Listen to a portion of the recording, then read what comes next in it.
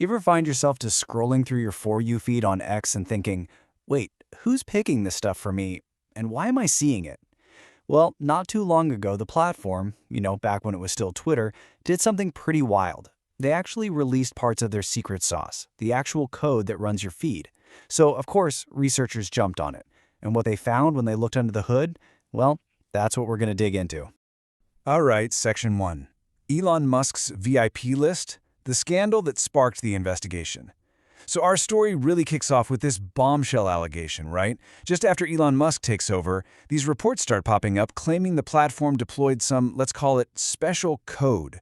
Code designed to artificially boost the tweets of one single user. And can you guess who that user was? Yep, the new owner himself. As you can imagine, this just lit a fire under everyone, sparking a huge debate and a frantic hunt for the truth, right there in the code.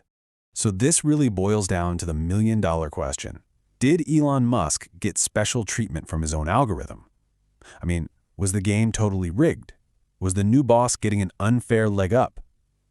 Well, a team of researchers from places like Cornell, Berkeley, and the University of Washington, they decided to find out for real.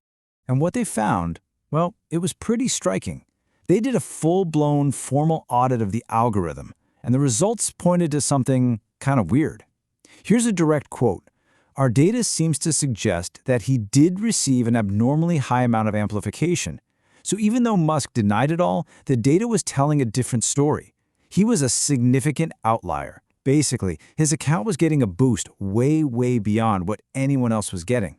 This wasn't just a rumor anymore. This was the first real piece of data-driven evidence that something fishy might be going on. But okay, here's the thing. Was this boost intentional? Like someone flipped a secret Elon switch? Or was it just some weird side effect of how the whole system works? To figure that out, we have to go deeper. We need to pop the hood and look at the actual nuts and bolts of the algorithm itself. Okay, next up, inside the algorithm, how your feed gets made.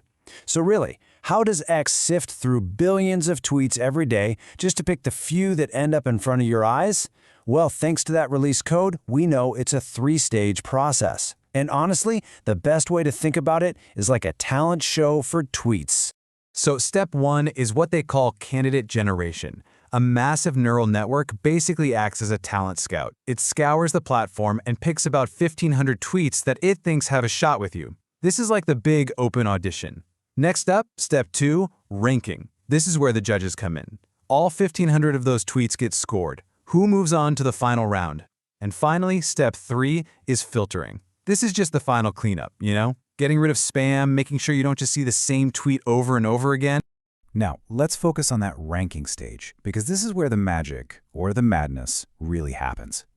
This is the moment the algorithm plays judge, jury, and executioner. It decides what's important by slapping a score on every single potential tweet. Higher score, you see it at the top of your feed. Lower score, it gets buried. So the question we all want to know is, what's on the scorecard? What exactly gets a tweet a high score? All right, let's look at the algorithm's scorecard.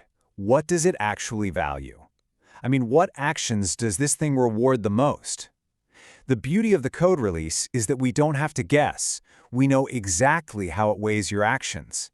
And trust me, the results are revealing. Just look at these numbers. A simple favorite, a like, is worth a measly half a point. A retweet? Okay, that's worth 1 full point. But a reply? If you actually type something out and reply to a tweet, that's worth a massive 13.5 points. And then look at the other end of the spectrum.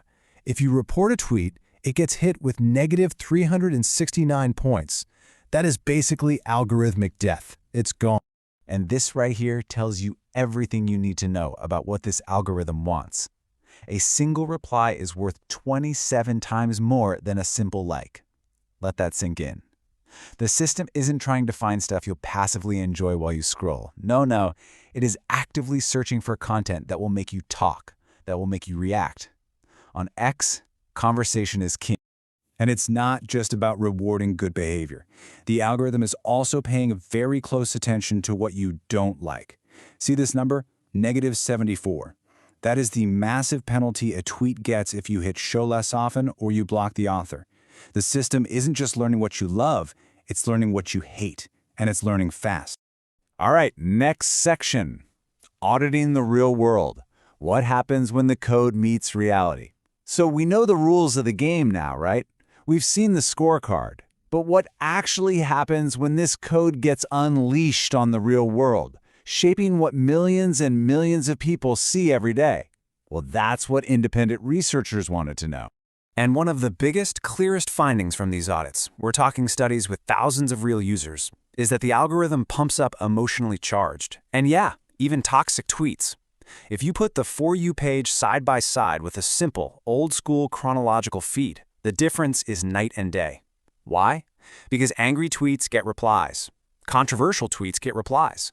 The algorithm isn't designed to make your feed better. It's designed to get a reaction, and emotion gets reaction. And this push for emotion has some really weird political side effects. For example, researchers found that for users on the far left, the algorithm creates a pretty strong echo chamber. It boosts tweets from their friends and people they agree with by more than 21%. Same thing for center-left users. Makes sense, right? But now, get this. For users on the center-right, the algorithm does the complete opposite. It actually suppresses tweets from their own side and instead cranks up the volume on tweets from the far left and the far right. So this isn't some simple one-sided bias. It's a weird, messy, and totally inconsistent distortion of political conversation. And here is the absolute kicker. After all this optimization for engagement, do people even like what the algorithm is serving them? Well, when it comes to political stuff, the answer is a big fat no. Look at this chart. In the chronological feed, people said about 16% of the political tweets were unwanted. But in the algorithm's For You feed, that number jumps to 22%. So the very system designed to engage you is actually showing you more political content that you explicitly say you don't want to see. It's wild. So the big finale, the verdict. Fair or biased? We've seen the code. We've looked at the real-world impact. We started with that whole scandal. It's time to bring it all home.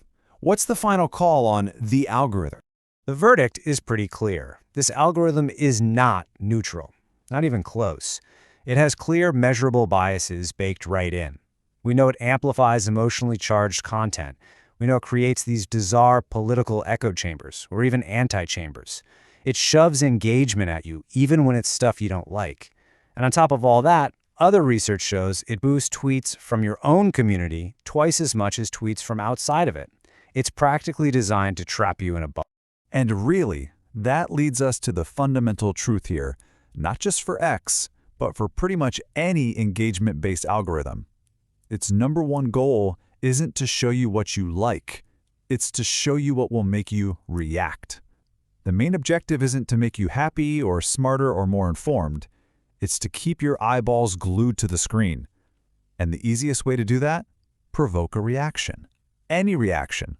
An angry reply, a shocked retweet, anything is better than you just quietly scrolling by. Which kind of leaves us with one last big question to chew on. If a system is designed from the ground up to maximize engagement at all costs, if its very DNA is coded to chase reactions by amplifying emotion and conflict, can a system like that ever really be fair? Or is the bias not some kind of bug in the system, but the central, most important feature? It's definitely something to think about the next time you're scrolling.